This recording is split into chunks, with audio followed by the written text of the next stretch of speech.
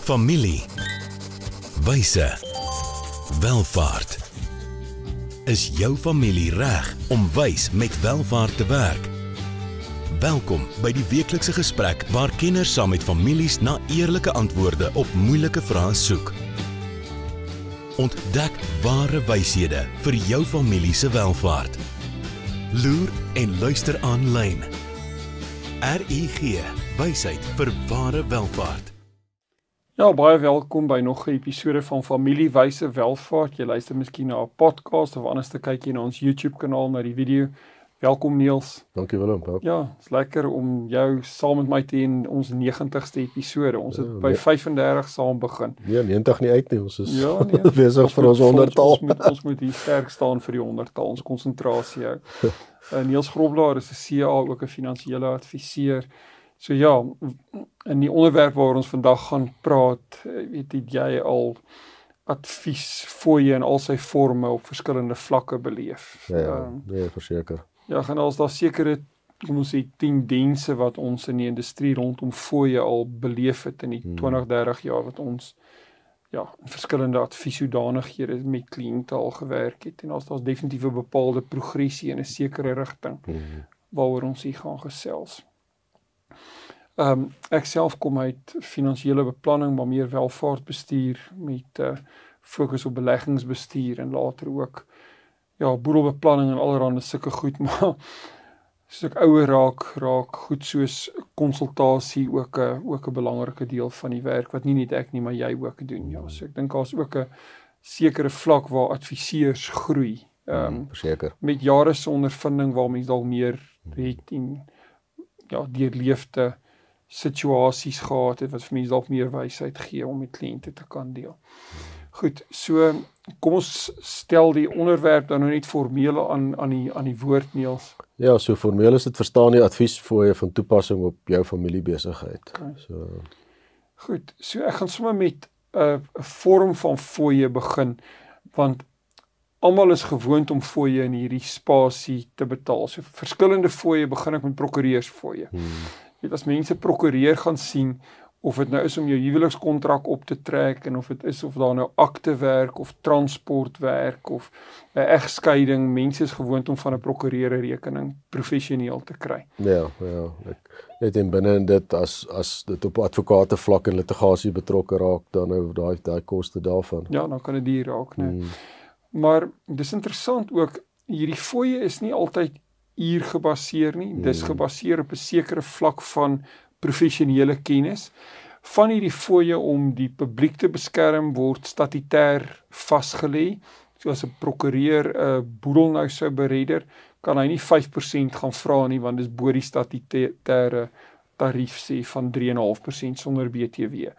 As 'n eiendom transporteer, kan hy nie sommer net self besluit, jy weet, wat is die fooie nie. So, daar's 'n mate van beskerming vir kliënte in dit. Ja, en ek dink daar's 'n plek vir onderhandeling ook binne dit. Sonder om 'n ou sy brood en botter te ontneem, dink ek daar's partykeer plek vir 'n bietjie onderhandeling, veral as daar 'n volume werk gegenereer gaan word. Of dit 'n baie groot transaksie is. Ja, so mens moet ook maar jou sente omdraai en iemand wat in 'n familiebesigheid daai fooie bestuur moet ook weet hy kan vra. So ja, verseker.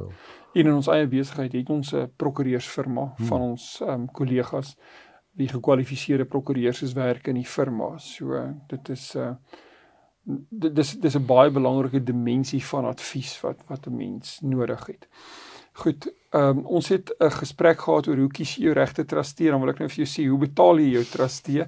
En dan partymal gaan dit ook daaroor dat, en ek is baie versigtig om hier voor ja te sê, beide trusteeskappe en direkteursaanstellings, maar dit gebeur ook partymal dat mense as 'n onafhanklike direkteur aangestel word. Ja, nie uitvoerend, Ja, hoe word hierdie mense se vergoeding bepaal? Ja, so as mens miskien na die trustee kant kyk, daar is sekere wetlike voorskrifte wat in die wet op die bestuur op die beheer oor trustgoed voorgeskryf word oor trustee vergoeding. En dit gaan oor persentasie van bates wat baie duur kan raak. Ja, so ek moet sê persoonlik dink ek dis 'n uiterste. Dit is gevalle waar dit toepaslik is, maar ek dink dis 'n uiterste. Meeste van die fooie word onderhandel. En so fooi kan ook op verskeie vlakke bepaal word. So daar sekere statutêre goed wat 'n trust moet doen en daai trustee kan die verantwoordelikheid kry om daai statutêre goed uit te voer na die meester toe en ander instansies en daarvoor word 'n fooi jaarliks ooreengekom. Ander goed gaan wees, dit is 'n uurlikse tarief vir die bywoon van vergaderings ensovoorts. So dit kan verskeie forme aanneem. Belangrikste is net dat daar nie verwarring daaroor moet wees nie. Dat jy nou nie 'n verrassing kry aan die einde van die maand as daar nou 'n rekeningkie in die pos is vir die dienste wat gelewer is nie. Direkteursfooie vir nie uitvoerende direkteure dink ek is waarna ons maar meestal hier verwys. Is iets wat onderhandel word. Dit is soveel rand vir die bywoon van 'n vergadering plus jou reiskoste om daar te kom. Alle besighede is nie in hoofsentra nie. Ons groot landboumaatskappye is oor die land versprei en hy hou 'n vergadering op die plaas. So as jy nie uitvoerende direkteur is, dan moet jy soontoe vlieg en ry en dit kan jou 'n dag vat om daar uit te kom en 'n dag om terug te kom. Jou voorbereidingstyd ook baie keer. Jy het net so 'n hele boardpack wat jy moet deurwerk voor die tyd. Jy moet actually die ding deurlees, anders kan jy nie anders kan jy nie eerste plek moet die direkteur weet waar hy hom toelaat of inlaat en dan moet daar 'n billike fooi onderhandel word vir die lewer van daai diens, want jy het hom daar om waarde toe te voeg en vir daai waarde moet hy vergoed word en in beide van daai instansies word daar ook risiko geneem. En ons weet almal risiko word jy voor vergoed. En so mense moet ook nie net daarna kyk en sê ja, maar jy's 'n trustee in 'n klein trust wat niks doen nie, so gaan jy nie daarvoor betaal nie. Die risiko is nog steeds 'n risiko van trusteeskap. Daar's 'n minimum vlak wat jy aan blootgestel word. Ons het in 'n episode wat terug daaraan geraak en ek dink Suid-Afrika beweeg teen 'n geweldige spoed na die internasionale strukture rondom trustees en die internasionale kostestrukture om trustees en gaan ons 'n drastiese vermindering sien in die gebruik van trusts veral vir kleiner tipe kleiner besighede of kleiner transaksies omdat dit net so ongelooflik duur gaan word om binne 'n trust besigheid te doen. Maar dat jy as leier in 'n familiebesigheid moet weet dat hierdie twee goed kan geweldige kostedrywers wees en as jy 'n sekere naam as 'n nie uitvoerende direkteur op jou briefhoof wil sit vir die waarde wat dit het en glo my dit is hoe dit gebeur, moet jy besef dat dit kom teen 'n prys. En jy moet daai prys onderhandel. Raai, dankie daarvoor Niels. En dan kom ons bly in jou wêreld rekeningkundige fooie en dienste. So jy's 'n CA, so dit kom teen 'n sekere prys, maar ook weet waar werk dalk deur mense onder jou gedoen word. En dan miskien ook ietsie aan die auditkant ook, want mense verwar partymal die goed. Ja, kyk so in hierdie wêreld so rekenkundige auditfooie, as mens die twee verskillende goed gaan hanteer, moet jy besef dat jy sekere vlakke van kennis nodig het om sekere werk uit te voer, so daai persone kom teen 'n sekere koste. En daar's ook bepaalde risiko's aan daai spesifieke opdragte gekoppel. Die afteken van die audit, die state, daai so die kostestrukture vir dit lyk anders. So mense skryf partykeer 'n trust akte wat die trust verplig dat hy geaudit word en dit is maklik om dit daarin te sit en almal is happy want almal is gemaklik met die term audit. En nou sit jy in 'n situasie dat dit eintlik ontoepaslik is in die besigheid, dis 'n familiebesigheid waarin almal betrokke is en 'n audit is eintlik 'n grudge payment soos ons baie keer sê, maar die trust akte verplig jou en dit kom teen 'n koste. Want dit het 'n baie hoër vlak van werk wat nodig is om te doen om 'n auditmening uit te spreek as wat dit is om net 'n eenvoudige kompilasieverslag soos ons wat dit noem net 'n rekenkundige verslag af te teken. So kwotasies op rekenkundige werk is seker van die moeilikste goed om te doen waar jy nie kennis van 'n besigheid het nie, maar dis weer eens net so belangrik om seker te maak dat daar nie verwarring oor dit is oor wat presies die opdrag is nie en wat die koste daaraan verbonde is nie en dit af te breek in sy elemente, weet waar 'n ou kliënt se belastingportefeulje vir hom bestuur. Daar's soveel elemente daarvan, daar's voorlopige belasting. As hy 'n werkgewer is daar al die vorme van werknemersbelastings en rekonsiliasies wat gedoen moet word. En dan is daar finansiële state en die inkomstebelasting wat daarmee saamgaan en boop dit kan daar nog 'n audit ook wees of 'n onafhanklike oorsig wat vir die kleiner maatskappye gebruik word. So dis 'n redelike mynveld en dis dink is belangrik dat 'n leier in 'n familiebesigheid moet hierdie verskillende elemente verstaan waar is daar beweegruimte vir onderhandel en waar gaan jy jou vingers verbrand as jy begin oor kostes onderhandel, want jy gaan nie noodwendig die diens kry wat jy veronderstel is om te kry nie. Nee, verseker. Goed, dalk terug 'n bietjie meer in my wêreld. Mense sê die kom ons sê die woord kommissie, wanneer mense oor makelaars praat, en as 'n beslisse beweging weg van makelaars of polismouse, wat aanvanklik net aan hulle naby familie, maar dan later aan almal wat hulle ken, 'n polis probeer verkoop net om kommissie te maak, en dan is dit baie keer 'n versekeringsproduk of 'n polis wat die kliënt glad nie eers nodig gehad het nie. So, kommissie word tipies op lewensversekeringssake as 'n eerste en 'n tweedejaars kommissie uitbetaal. Die eerstejaars kommissie is gewoonlik 'n redelike groterige bedrag, en dan die tweedejaars kommissie is dan 'n derde daarvan. Ek dink kliënte moet hier dalk net die perspektief hou dat almal van ons het lewensversekering nodig. So die kwessie is nie so seer dat jy kommissie betaal of nie, jy gaan dit in elk geval betaal. Maar maak seker jy word deur 'n finansiële adviseur gediens wat 'n behoorlike behoeftebepaling gedoen het, dat as daar 'n polis uitgeneem word, dat jy die regte polis het. En wees dan ook baie skepties en versigtig as die polis elke 2-3 jaar verander word, want wat jy dan eintlik moet sien, die rooi lig is, die adviseur het nou sy eerste en tweedejaars kommissie verdien, die polismouse, en nou kry hy nie meer groot inkomste uit die polis uit nie, en die enigste manier hoe hy kan geld maak is om daai polis te kanselleer en 'n nuwe polis te skryf. So, ek dink dit is maar die goed waarna mens tipies moet kyk wanneer dit by lewensversekeringstipe besigheid kom. Ek dink adviesfooie, en ek gaan nou net vinnig oor finansiële adviesfooie praat, jy kan nou oor ander adviesfooie praat, raak meer 'n professionele fooi, en dis of gekoppel aan die senioriteit of die kwalifikasie van die adviseur, wat sy tyd teen R500, R1000 of R2000 'n uur verkoop.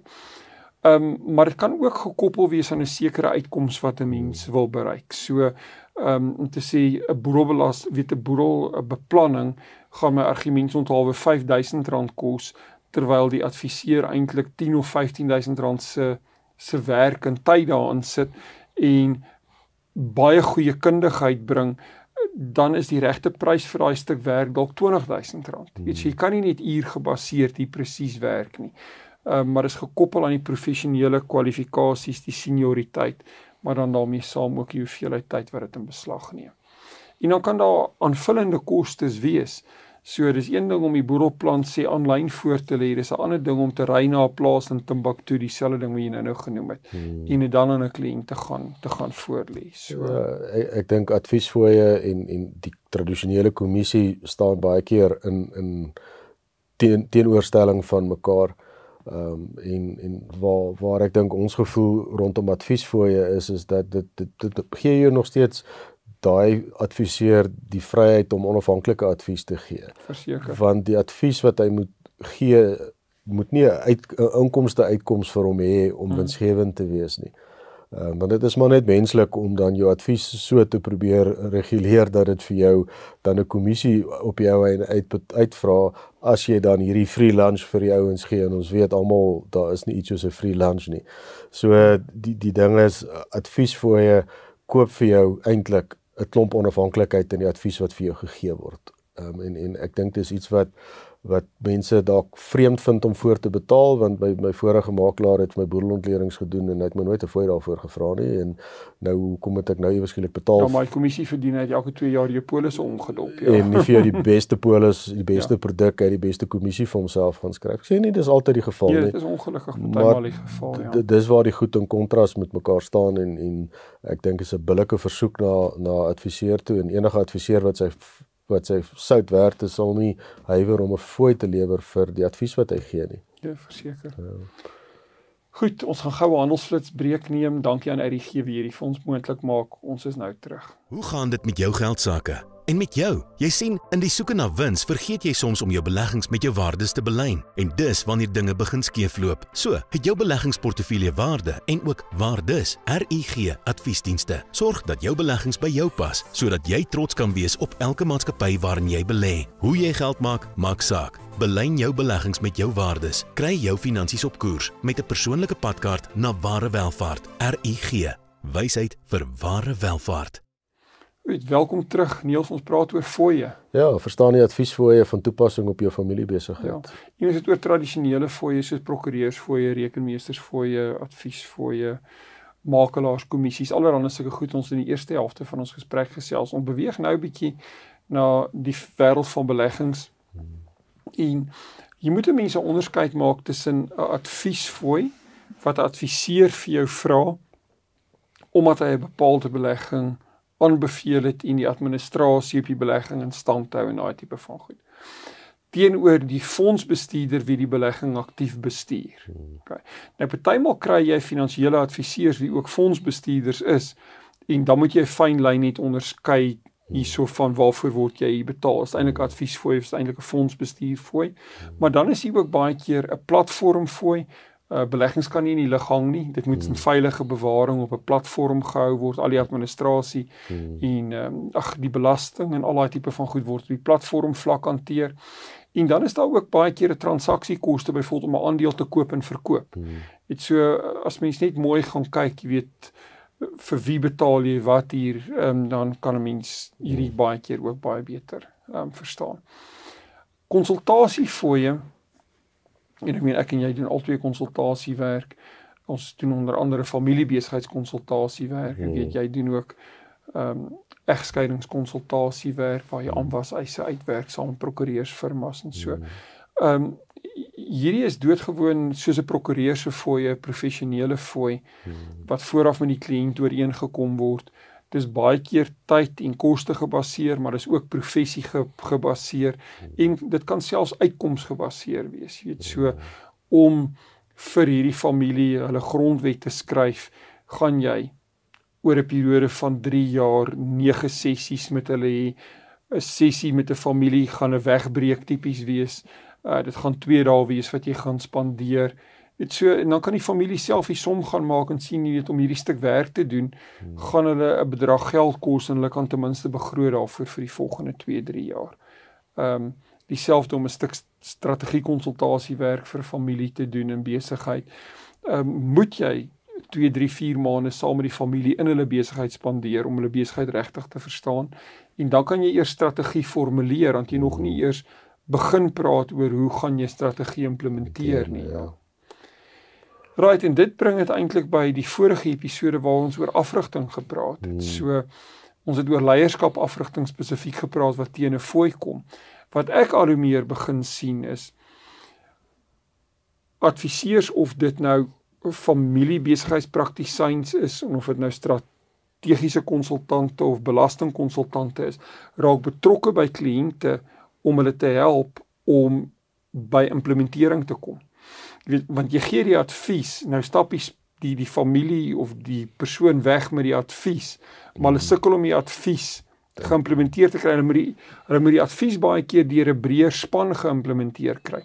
'n Nuwe sagteware stelsel aan die rekeningkundige kant, wat jy byvoorbeeld in 'n mediese spesialis se praktyk moet gaan implementeer.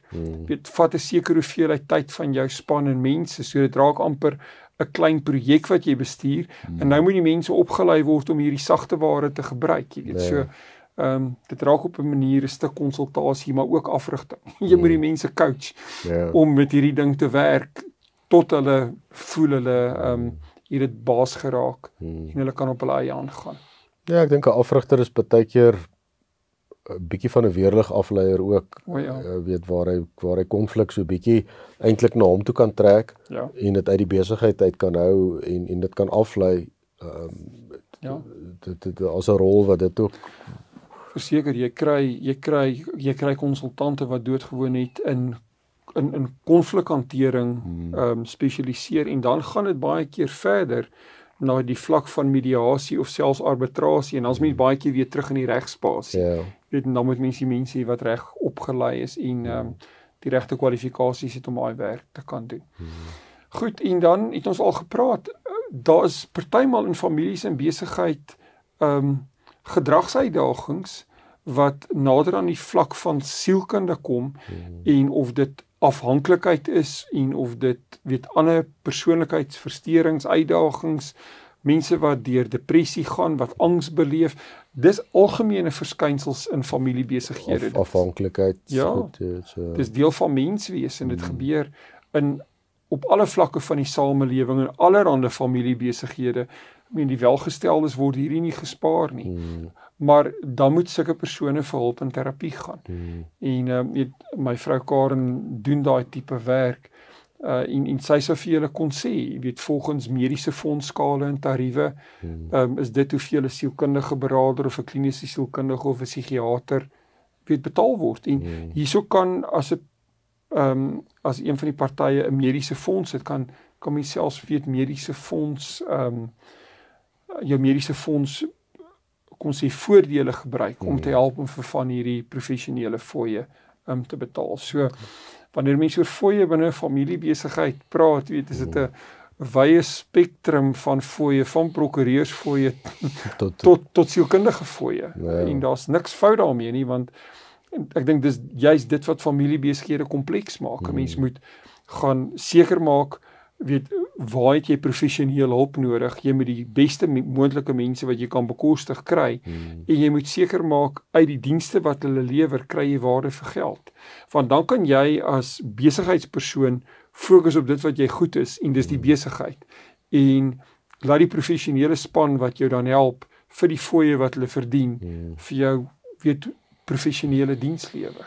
Ja, want ek dink baie keer soos van hierdie goed ook en so word dit onderdruk in 'n familie setup, want dit sal die mense wat daar is, het nie die energie of die lus of die wat ook al om dit aan te spreek nie. Dis die volgende generasie se probleem of los julle dit maar op. Maar eintlik al wat dit doen op die ou einde is dit stel dit maar net uit. So, ja, en as jy net so ernstig daaroor is om die sosiale, menslike, finansiële en geestelike kapitaal van jou besigheid te bou, as wat jy, en dan word ook die kultuur van die besigheid te bou, as wat jy is om noem dit 'n finansiële sterk besigheid te bou, dan moet 'n mens bereid wees om te kyk na wat se behoeftes jy het en van hierdie fooie te betaal. Want as jy van hierdie fooie nie gaan betaal nie, as jy byvoorbeeld sekere regskostes nie aangaan nie, gaan jy ergens 'n eis teen jou hê wat jou miljoene rande kan kos, maar dieselfde tyd as jy disfunksionele verhoudings het wat deur afrigting en terapie gehelp kan word, kan jy dalk kere die besigheid opbreek wat jy ook miljoene rande kan kos, jy weet so. Ja, en as ek partykeer sien hoeveel welvaart word in 'n egskeiding verwoes as gevolg van goed wat verkeerd geloop het, en ek aanvaar daar sekere goed wat verby 'n punt gaan wat dit kon herstel, en ek meen dit respekteer ek, maar dis hartseer om te sien hoeveel welvaart in so 'n proses nie na een of na die ander party toe gaan nie, maar wat deur aksies in SARS en in allerlei omgewings se hande eindig, en wat eintlik dan vir die familie verlore is,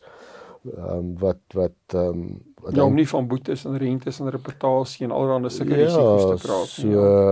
So dis die terapie op die regte tyd kon miskien nie 'n egskeiding verhoed het nie, maar die manier waarop die egskeiding plaasgevind het, beter gemaak het.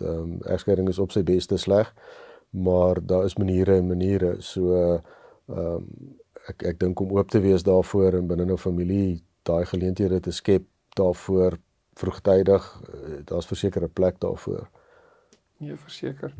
Nou goed, so op 'n somber noot van egskeiding gaan ons hierdie dan nou afsluit, maar werk wat julle as familie miskien kan doen, is om net te gaan kyk na die verskillende fooie wat julle betaal, kyk of julle goeie waarde daarvoor kry, en ek wil julle veral uitdaag in areas waar julle eintlik adviseurs nodig het en waar julle wegskram van die fooie, gaan bereken daai koste mooi en kyk dalk net of jy nie dalk deur nie daai dienste, jy bekom nie die dienste nie, maar wat se prys gaan jy later daarvoor betaal.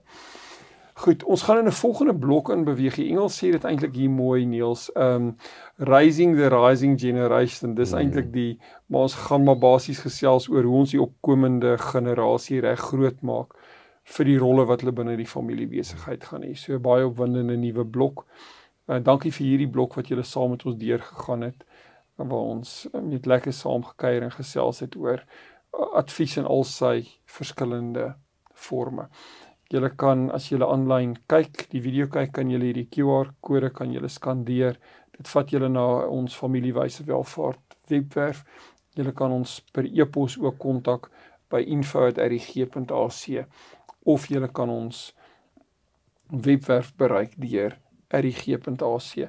Ons het ook 'n skool van wysheid vir welvaart waarvan hierdie blokke saam as kursusse gelaai word. So vir die van julle wie in julle familiebesigheid mense wil opvoed en oplei, laat hulle die kursusse kyk. Hulle kry op die einde van die dag 'n sertifikaat van voltooiing waarop julle baie trots kan wees. So van my kant af, Niels, baie dankie vir jou insette hierso. Sien uit na die volgende blok. Ja, en ook aan al ons kykers, luisteraars wie hierdie getrou volg. Die Engelse praat van like and share. Ek weet nie wat se goeie Afrikaans is daar nie. Maar as hierdie vir julle iets beteken, bring dit onder ander mense se aandag dat hulle ook daai uit voordeel kan trek. Ek dink dit wat ons hier in 90 episodes in Afrikaans gebou het, kan ons opreg op trots wees. En ek dink daar's 'n gehoor wat hierdie dalk kan bereik en moet bereik wat dit dalk nog nie doen nie. So, help ons asseblief om hierdie weier te deel. Tot volgende keer, mooi loop. Volgende keer gesels ons verder oor wyshede wat families nodig het vir ware welvaart.